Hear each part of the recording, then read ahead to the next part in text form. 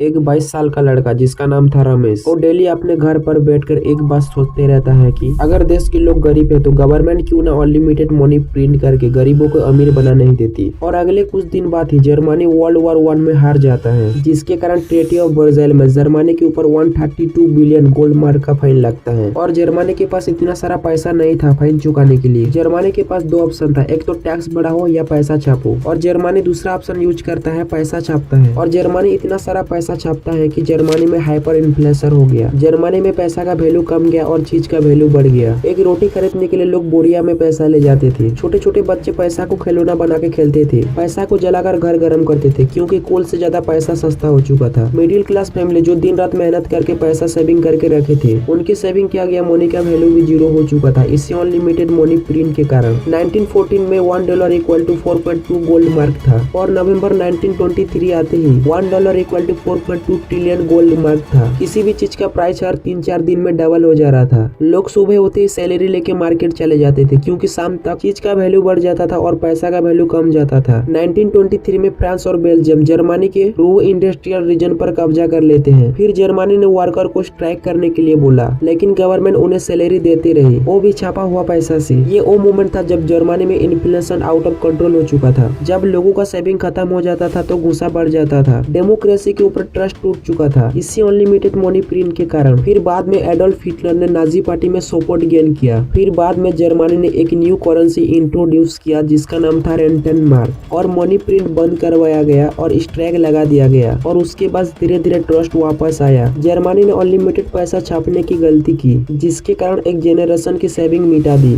एक देश को अनस्टेबल बना दिया। पैसा तब तक पैसा है जब तक उस पे लोग भरोसा करते हैं। और रमेश को भी समझ में आ चुका था कि गवर्नमेंट क्यों अनलिमिटेड मनी प्रिंट नहीं करती है। और आई होप आपको भी समझ में आ गया होगा।